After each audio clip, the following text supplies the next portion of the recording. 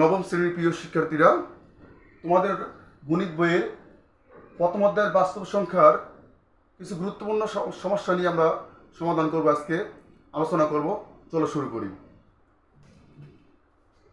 1 নম্বর প্রশ্ন, 3 সমস্ত 9/2 কে আবৃত দশমিক বর্ণাংশে প্রকাশ করো। প্রথমে আমরা সমস্ত ভাঙাবো, হর দিয়ে সমস্তকে গুণ, তারপরে কি লব যোগ করতে হয়। সমস্ত ভাঙার নিয়ম এরকম 9। এখন আমরা 3 নং কত, 27 দিয়ে কত হয় 29, কত 3 নং 27, 27 2 29, 29 9। আমরা 29কে আমরা 9 দ্বারা ভাগ করব। 3 নং কত আমাদের 27, দশমিক দিয়ে আমরা কি আনবো, 0 আনবো। দশমিক দিয়ে আমরা কি আনবো, 0। এখন আবার 2 দিয়ে দিব, 9 দুগুণে কত আমাদের 18 2। আবার 2 দিয়ে দিব, 9 দুগুণে কত 18। এরকম ভাবে আমরা প্রত্যেকবার ভাগ করার পরে বাক্সেস কি থাকবে, 2 থাকবে। কি থাকবে, 2। সুতরাং আমরা যতবারই ভাগ করি না কেন, প্রত্যেকবারই বাক্সেস কি থাকবে, আমাদের 2 থাকবে। 2 থাকার কারণে আমরা কি দশমিক, একবার দশমিক ব্যবহার করার পরে প্রত্যেকবার 0 আনবো। 0 আনলে আমরা আমার 20 হবে, 20কে 2 দিয়ে ভাগ করবো, তাহলে 18 হবে। প্রত্যেকবার ভাগফল কি হবে, আমাদের 2 হবে। কি হবে, ভাগফলে 2 হবে, বাক্সেসে 2 হবে। এই জন্য আমরা লিখতে পারি, সুতরাং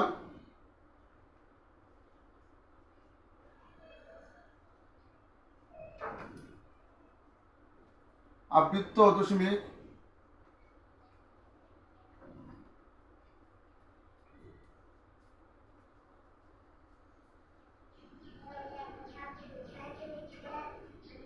ভগ্নাংশ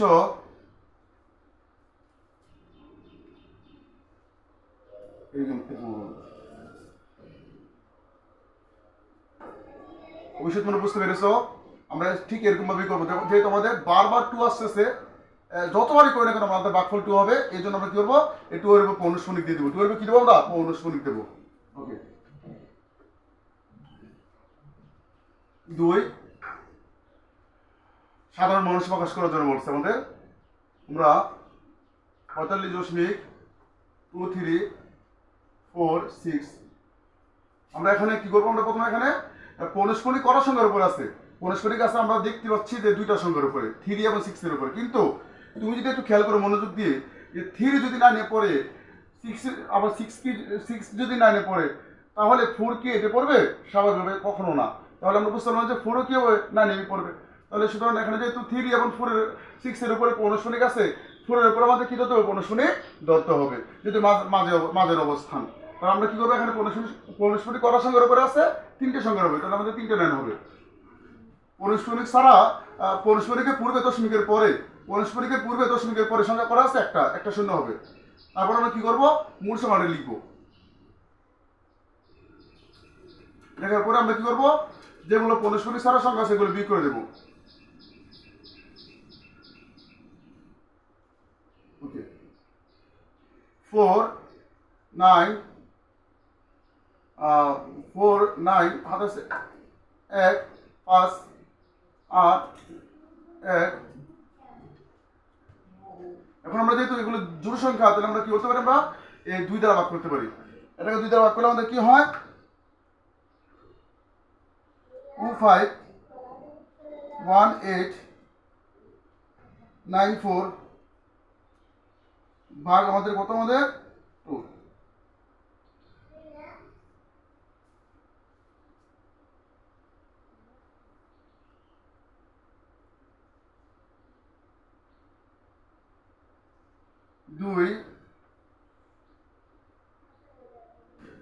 দুই 5947, আর এটা হবে আমাদের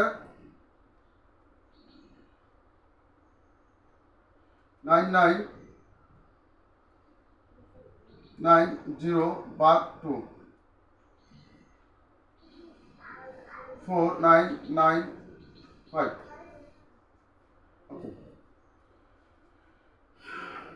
2 আর 4 হবে, 5 আছে 14 বোতলে, 9 হলে হাতে আছে 1 5 5 আছে 13 বোতলে, 8 হলে হাতে আছে 1 1 2 আছে 1 বোতলে, 1 বোতলে 1 হলে হাতে নাই, তাহলে আমাদের 5 4 হবে। ওকে, এখন আমরা এই সংখ্যাটাকে ভাগ করলেও পারি, আবার কি ভাগ না করলেও পারি। যদি আমরা ভাগ করি আমাদের কি হবে, ভাগ করলে যেহেতু উপরে লব বড় হর ছোট তো তোমরা অবশ্যই ভাগ করে দিবে। লব বড় হর ছোট হলে অবশ্যই কি হতে ভাগ করতে হয়। অবশ্যই তোমরা বুঝতে পেরেছো। আমি আবারও বলি, এখানে পৌনষ্কনিক তিনটা সংখ্যার উপর ধরতে হবে আমাদের। তিনটা সংখ্যার উপর পৌনষ্কনিক থাকার কারণে, তিনটি সংখ্যার উপর পৌনষ্কনিক থাকার কারণে আমরা তিনটি লাইন লিখবো। তারপরে কি লিখবো, পৌনষ্কনিকের পূর্বে দশমিকের পরে একটা সংখ্যা একটা শূন্য লিখবো। মূল সংখ্যাটি লেখার পরে পৌনষ্কনিক ছাড়া যে সংখ্যাগুলো আছে আমরা কি করবো, বিয়োগ করে দেবো। ওকে, বুঝতে পেরেছো? এখন আমরা কি করছি, আমরা এখানে যেহেতু দুটোই জোর সঙ্গে লব হর, তাহলে আমরা 2 দ্বারা ভাগ করে দিচ্ছি।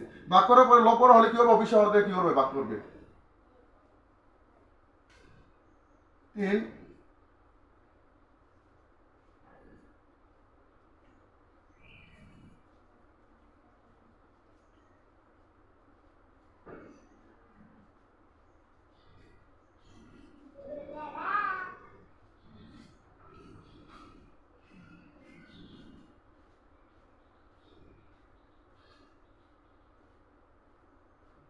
সদৃশ দশমিক আবৃত্তি বর্ণ প্রকাশ করে। এখানে আমাদের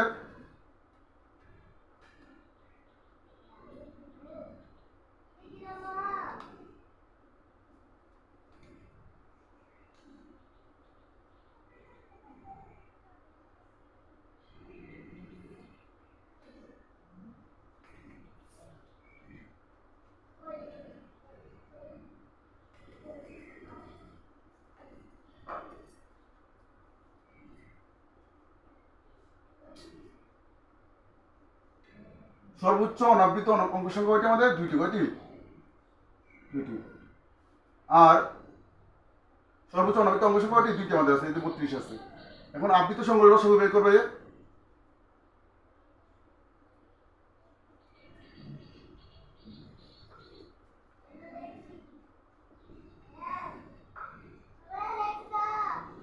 আবৃত সংখ্যাটা আছে এখানে 2টা, এখানে কোনো 3টা আছে, তার মধ্যে কি হবে, 2 আর কি 3 মানে 6। এখন আমরা প্রত্যেকটি সংখ্যার কি হবে, আবৃত সংখ্যা 6টা হবে এবং অনাবৃত সংখ্যা কয়টা হবে, 2টা হবে। তাহলে আমরা এখানে লিখতে পারি 12। যেহেতু এখানে আবৃত সংখ্যা নেই, তাহলে কি হবে, আমাদের আবৃত সংখ্যা হলো 0 হবে। কি হবে, 0 হবে। তারপরে আমাদের 2.1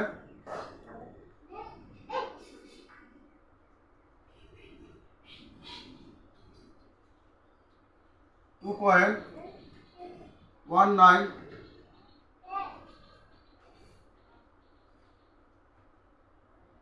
আমরা 2টা অনাবৃত করবো, তারপর আমরা কি করবো, আবৃত করবো। 19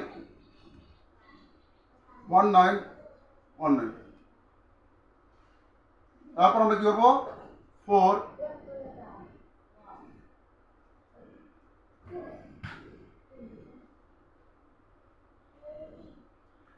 এখন আমরা 4.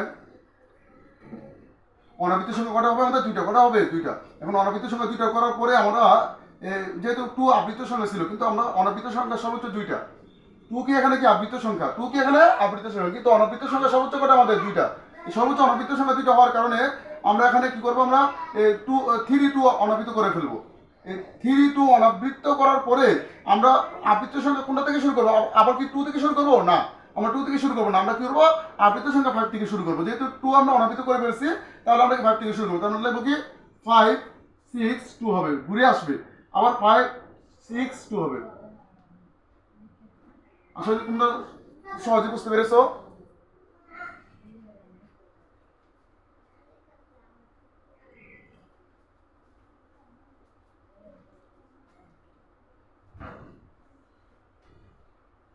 এখন আমরা আবৃত সংখ্যা আমরা আবৃত দশমিক বর্ণাংশে যোগ করব 3।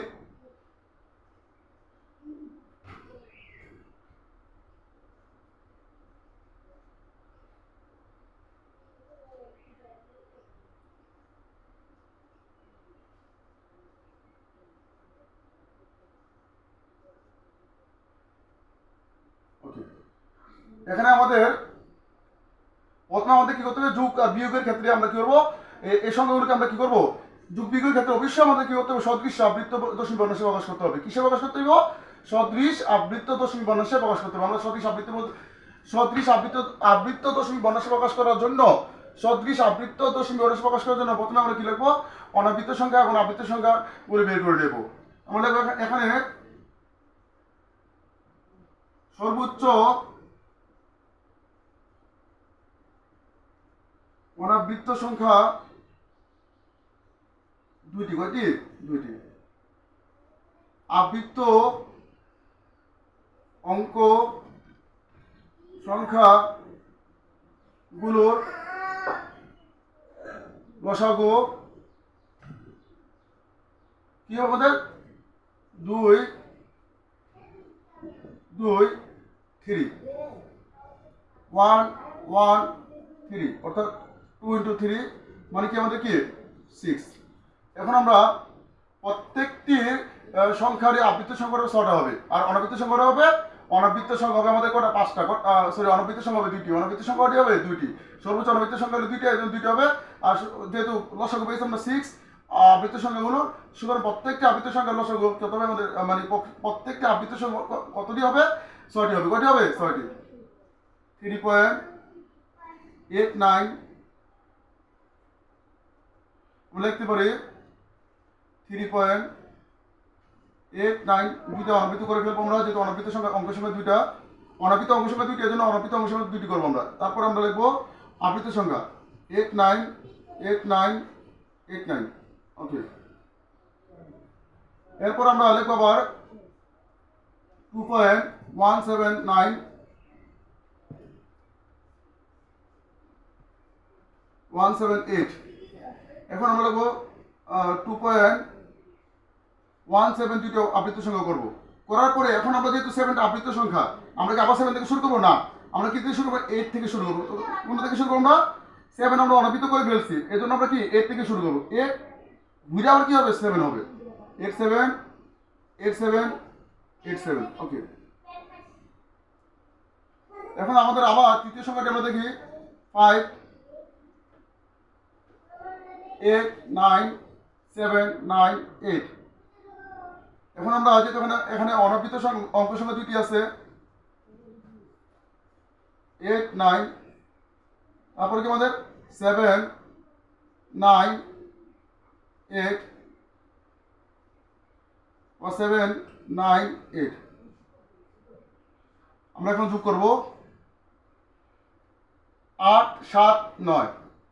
8 আর 7 হলো 15, 15 কত আমাদের? 24, 24 4। এখন আমাদের হাতে আছে 2, 11 11 আর হলো 8 হতো 19, 19 27, 27 7। হাতে আছে কত? 2 2 হলে কত হয় আমাদের? 9 × 18, 18 আর 7 25 5। হাতে আছে 2 3 24, 24 আর 2 26 6। হাতে আছে 2, হাতে আছে 2 আমাদের 2 3 27, 27 7। হাতে আছে আমাদের কত? 2 2 হলে আমাদের আর 16, 16 সাথে কত আমাদের?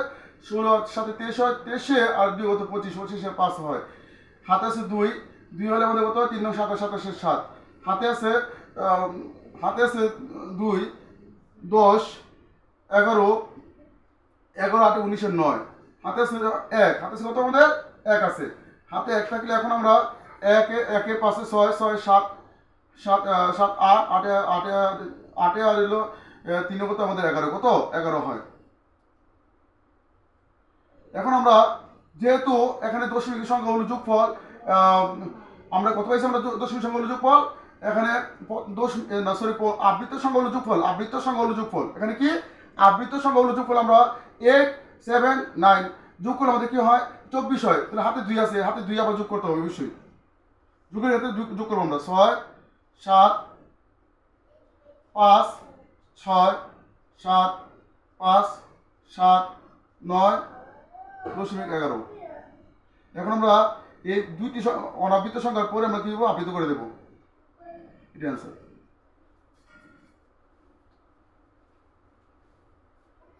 আশাবাদী তোমরা খুব সুন্দরভাবে বুঝতে পেরেছো। সময় স্বল্পতার কারণে আমি সবগুলো অঙ্ক সমাধান করতে পারি নাই। আমরা পরবর্তী ভিডিও ইনশাআল্লাহ তোমাদেরকে বাকি অঙ্কগুলো সমাধান করার জন্য চেষ্টা করবো ইনশাআল্লাহ। আজকে পর্যন্ত তোমরা ভিডিওটি বারবার দেখলে তোমরা অবশ্যই অঙ্কগুলো বুঝতে পারবে এবং অবশ্যই দেখবে, বাড়িতে অবশ্যই ভিডিওগুলো দেখবে।